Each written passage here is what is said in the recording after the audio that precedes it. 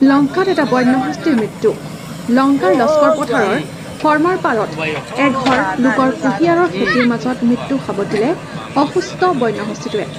খাদ্যৰ সন্ধানত ওলাই অহা হাতীটো শুক্ৰবাৰে পুৱাই অকলশৰে জনাঞ্চলৰ মাজলৈ আহি অঞ্চলটোৰ এডৰা কুঁহিয়াৰ খেতিৰ মাজত অসুস্থ হৈ পৰি গ'ল। শুক্ৰবাৰে অসুস্থ হৈ পৰা হাতীটোক স্থানীয় লোকে প্ৰত্যক্ষ কৰি বন বিভাগৰ লোকক খবৰ দিয়ে।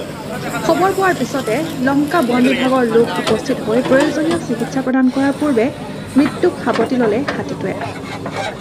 উল্লেখ্য যে শুক্ৰবাৰে পুৱাৰে পৰা অসুস্থ হৈ পৰি যোৱা হাতীটোক পৰ্যাপ্ত চিকিৎসা প্ৰদান নকৰাৰ বাবে মৃত্যুক সাবটিলে।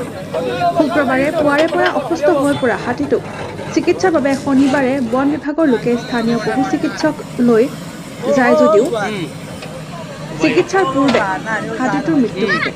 বনৰীয়া হাতীটোৰ মৃত্যুক এক সাধাৰণ মৃত্যু বুলি মন্তব্য প্ৰদান কৰে বিভাগীয় কৰ্তৃপক্ষই। ইতিমধ্যে হাতীটোৰ মৃত্যুৰ কাৰণ জানিবৰ বাবে চেম্পল ফৰেনচিকত পঠোৱাৰ ব্যৱস্থা কৰাৰ লগতে সংস্কাৰৰ ব্যৱস্থা গ্ৰহণ কৰে বিভাগে। হাতীটো প্ৰাপ্তবয়স্ক আৰু যোৱাকালি সি হয়তো গাঁৱত প্ৰৱেশ কৰিছিলে। গাঁৱৰ যিবিলাক আমাৰ ADS কমিটি মানে হাতী মানুহৰ সংঘাত প্ৰতিৰোধ কমিটি তেওঁলোকে আমাক জনালে। লগে লগে আমি তেওঁলোকক ক'লোঁ যে আপোনালোকে অলপ চোৱা চিতা কৰক, যিহেতু আমাৰো গোটেই ষ্টাফবিলাক ব্যস্ত আছিল সেই সময়ত।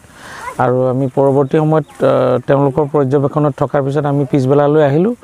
আহি দেখিলোঁ যে হাতীটো মানে যথেষ্ট দুৰ্বল একে ঠাইতে আছিলে, কিন্তু লাহে লাহে আহি সি এই কুঁহিয়াৰ বাগান অকান্ত গাঁৱৰ ইয়াতে পৰি দিল।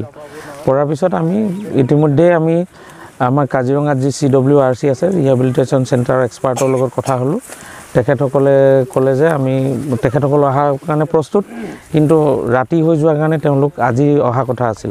আৰু আমি স্থানীয় ডক্টৰৰ লগতো আমি কথা পাতিলোঁ, ঊৰ্ধ্বতম কৰ্তৃপক্ষক জনালোঁ। জনোৱাৰ পিছত আমি ৰাতিৰ কাৰণে তাক কিছু খোৱাৰ যোগাৰ কৰিলোঁ, কলগছ পানীৰ ব্যৱস্থা কৰি দিলোঁ। কিন্তু দুৰ্ভাগ্যবশতঃ হাতীটো ৰাতি 9:10 মানত তাৰ মৃত্যু হ'ল। আমি পুনৰ ৰাতিপুৱা দুজন ডক্টৰ পশু চিকিৎসক আমি আনিছোঁ।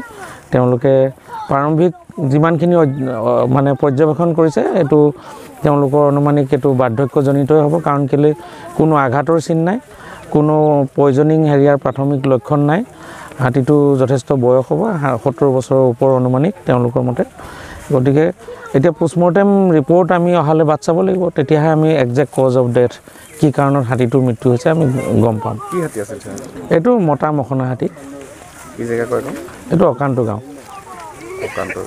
এতিয়া হাতীটো কি ব্যৱস্থা কৰিব? এতিয়া আমি আমাৰ ডিপাৰ্টমেণ্টেল যিটো প্ৰচিডিউৰ আছে আমি গাঁওবুঢ়া মাতিছোঁ, আমাৰ ঊৰ্ধ্বতম কৰ্তৃপক্ষৰ ব্যক্তি আহিব।